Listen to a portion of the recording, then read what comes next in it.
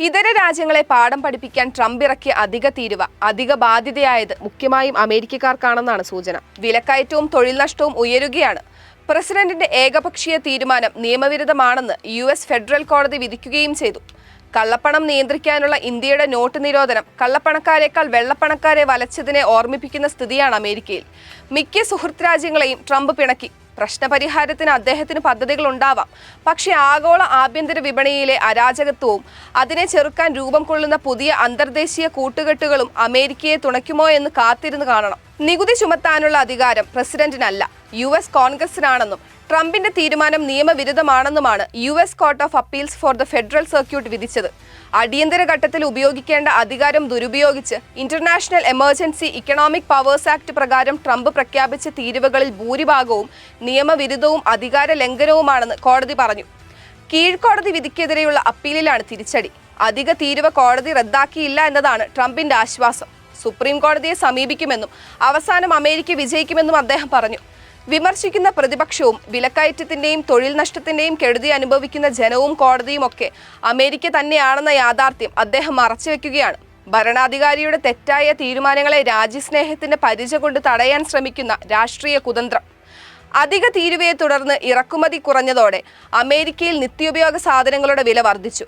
ഭക്ഷ്യവസ്തുക്കളുടെ വില 2.6% വർദ്ധിച്ചത് വർഷാവസാനത്തോടെ 3.4% ഇത് കഴിഞ്ഞ 20 വർഷത്തെ ശരാശരിയായ 2.9% കവിയുമെന്നുമാണ് വിദഗ്ധാഭിപ്രായം. വന്നോണം പൊന്നോണം, ഇത് പിട്ടാപ്പള്ളിയിൽ റിയൽ ഓണം. പിട്ടാപ്പള്ളി ഏജൻസീസ്. വൈദ്യുതി, തുണി, ചെരുപ്പ്, മുട്ട തുടങ്ങി പലതിനും ചെലവേറി. സാധാരണക്കാർക്ക് പ്രതിമാസ അധിക ചെലവ് $2,400 ട്രംപിന്റെ തീരുവ നയത്തിന്റെ പ്രത്യാഘാതം നേരിട്ട് തുടങ്ങിയെന്ന് വൻകിട കമ്പനികൾ പറഞ്ഞു. ത്രൈമാസ വരുമാനത്തിൽ 9,570 കോടി രൂപയുടെ നഷ്ടമുണ്ടായെന്ന് ജനറൽ മോട്ടോഴ്സ് വെളിപ്പെടുത്തി. ട്രംപ് ഭരണത്തിലെ 8 മാസത്തിനിടെ ജോലി നഷ്ടമായവരുടെ എണ്ണം 8 ലക്ഷം കവിഞ്ഞു. കോവിഡിന് ശേഷവുമുള്ള ഏറ്റവും വലിയ തൊഴിൽ നഷ്ടമാണിത്. അന്തർദേശീയ തലത്തിലും ട്രംപിന്റെ എടുത്തുചാട്ടം പ്രത്യാഘാതങ്ങൾ ഉണ്ടാക്കി. 70-ലധികം രാജ്യങ്ങൾക്ക് 10 മുതൽ 50% വരെ തീരുവയാണ് ട്രംപ് ചുമത്തിയത്.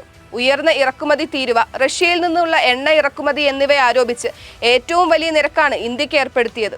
ഇതിനെ പ്രതിരോധിക്കാൻ ഇന്ത്യ ആഭ്യന്തരമായും അന്തർദേശീയമായും ചടുല നീക്കങ്ങൾ തുടങ്ങിയിട്ടുണ്ട്. അമേരിക്കയുടെയും ഇന്ത്യയുടെയും ശത്രുരാജ്യമായി കണക്കാക്കിയിരുന്ന ചൈനയുമായി പുതിയ ബന്ധങ്ങൾക്ക് ഇന്ത്യ തുടക്കമിട്ടു. 7 വർഷത്തിനിടെ ആദ്യമായി പ്രധാനമന്ത്രി മോദി ചൈന സന്ദർശിച്ചു. റഷ്യയുമായുള്ള ബന്ധങ്ങൾ കൂടുതൽ ദൃഢമാക്കി. ഇന്ത്യയിൽ നിന്നുള്ള ഇറക്കുമതിക്ക് അധിക ചുങ്കം ഏർപ്പെടുത്താൻ ട്രംപ് യൂറോപ്യൻ യൂണിയനിലും സമ്മർദ്ദം ചെലുത്തുകയാണ്.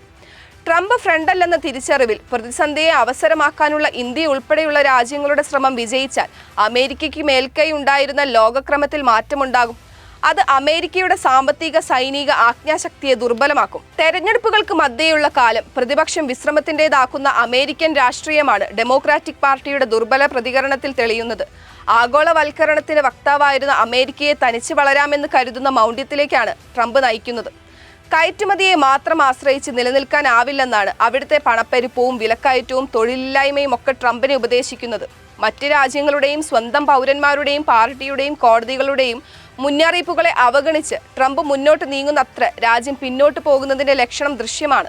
ആഗോള ജനാധിപത്യ കെട്ടുറപ്പിൽ ട്രംപ് സൃഷ്ടിച്ച വിള്ളൽ നികത്താൻ കമ്മ്യൂണിസ്റ്റ് ഏകാധിപത്യ രാജ്യങ്ങൾ എത്തുന്നതും സമാന്തര കാഴ്ചയാണ്.